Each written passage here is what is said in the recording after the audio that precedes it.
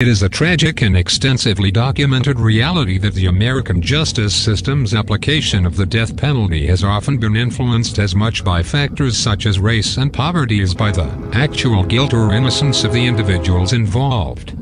Far too frequently, those lacking either social or financial resources find themselves subjected to the ultimate punishment.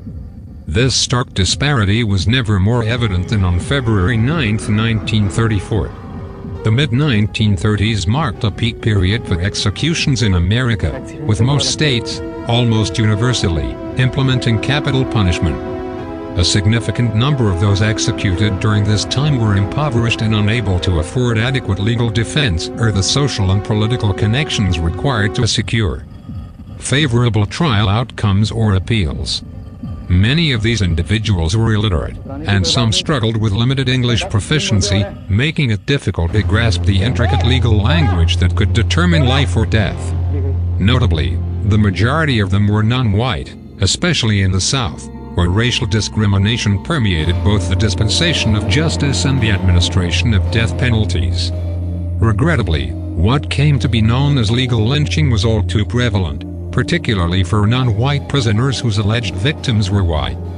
Some, like George Stinney, have since been exonerated, but there may be countless others awaiting justice. February 9, 1934, serves as a stark illustration of this injustice. On that single day, 10 men met their end across 4 states through 9 electrocutions and a hanging. 9 of these individuals were African Americans, while 1 was Chinese, all sharing a common thread of lacking financial means and social standing. Alabama witnessed its largest execution of the 20th century, with Benny Foster, John Thompson, Harry White, Ernest Waller, and Solomon Roper all meeting their fate in Yellow Mama one after the other. In Huntsville, Texas, Thunderbolt claimed Jesse Mott and the Berkeley brothers, Blount and Thurman. Arkansas saw the execution of Benny Butler, all 3 of them having entered death row just a month earlier, on January 8, 1934. California hanged Quang Shik at San Quentin's infamous Hangman's Hall, marking the first Chinese prisoner to face execution in California in 12 years. Prejudice against non-white communities, particularly Hispanics and Asians, had deep roots among California's white population, dating back to the state's inception in September 1850. All these men had been convicted of murder. In Alabama, Foster had bludgeoned gas station owner Clarence McCain to death during a robbery attempt. Thompson was convicted of the murder of merchant Henry Bloom. White had killed streetcar conductor Luther Williams during an attempted robbery.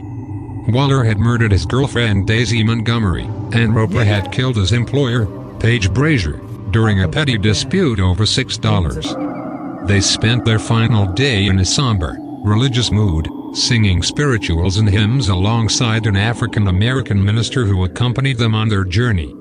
They indulged in a last meal of fried fish, fried chicken, and cake.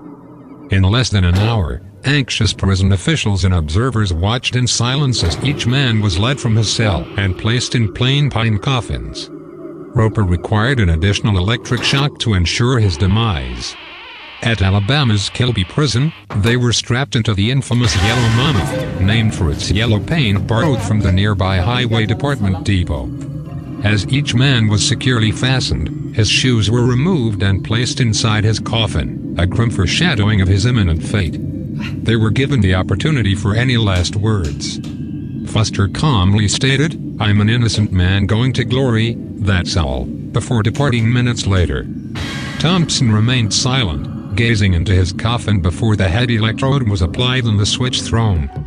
White spoke briefly, saying, "I want y'all to know that I'm not guilty. Just send that news back to Mobile. That's all I ask."